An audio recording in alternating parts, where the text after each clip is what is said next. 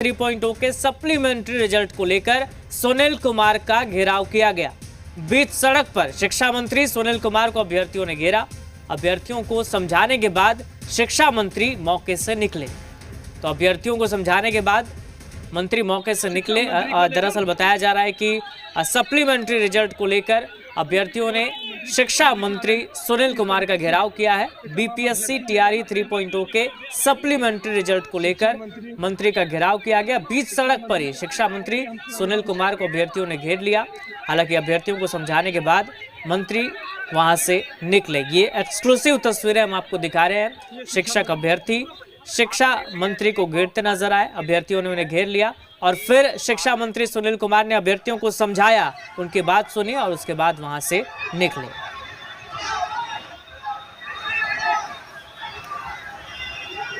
जी media संवाददाता सन्नी जुड़ गए हमारे साथ फोन लाइन पर। सन्नी, बताएं क्या जानकारी और क्या अपडेट है? चूंकि अभ्यर्थियों ने घेर लिया था शिक्षा मंत्री को, तो शिक्षा मंत्री की तरफ से क्या आश्वासन दिया गया है?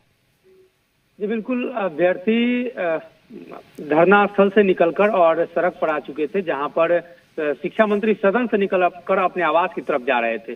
तो उसी बीच अभ्यर्थियों ने शिक्षा मंत्री को घेर लिया और सप्लीमेंट्री रिजल्ट की वो मांग कर रहे हैं। दरअसल बिहार में अभी तक टीआरई 1, 2, 3 के जरिए जो भी बहालियां हुई हैं, तो उसमें जो रिक्त सीटें थी उसे अगले बहाली में भेज दिया गया, यानी उस सीट को अगले बहाली में ऐड कर दिया गया। तो अभ्यर्थियों का कहना है कि जब सीटें नहीं भरी तो दोबारा रिजल्ट निकालकर, पूरक रिजल्ट निकालकर कुछ बच्चों को उसमें एडजस्ट किया जाए।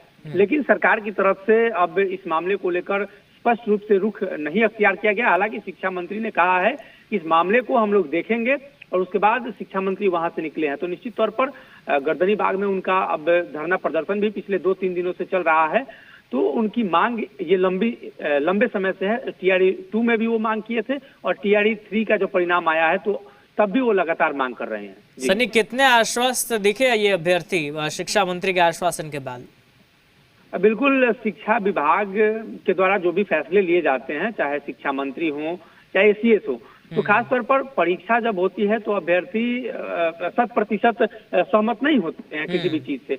अभ्यर्थियों की कुछ न कुछ शिकायतें रह जाती हैं। तो ये भी उनकी शिकायतें हैं पूरक रिजल्ट को लेकर। हालांकि कई जानकार और पुराने लोग ये भी बताते हैं जो शिक्षा विभाग से जुड़े रहे हैं कि पूरक रिजल्ट सरकार ने कई बार दिया है और निश्चित तौर पर सरकार ने कई बार पूरक रिजल्ट 1 बार 2 बार तक दिया है, जिससे कुछ बच्चों को एडजस्ट किया गया है। लेकिन अब सरकार उस मूड में नहीं है। शायद सरकार अगली बहाली की तरफ देख रही है कि अगले बहाली में उन सीटों को और कुछ और नए वैकेंसी निकालकर सीटों को जोड़ा जाए तो वो सीटें ज्यादा हो जाएंगी। सरकार उस नजर से भी देख रही है। बिल्कुल, बहुत शुक्रिया फिलहाल आपका सनी तमाम जानकारी के लिए।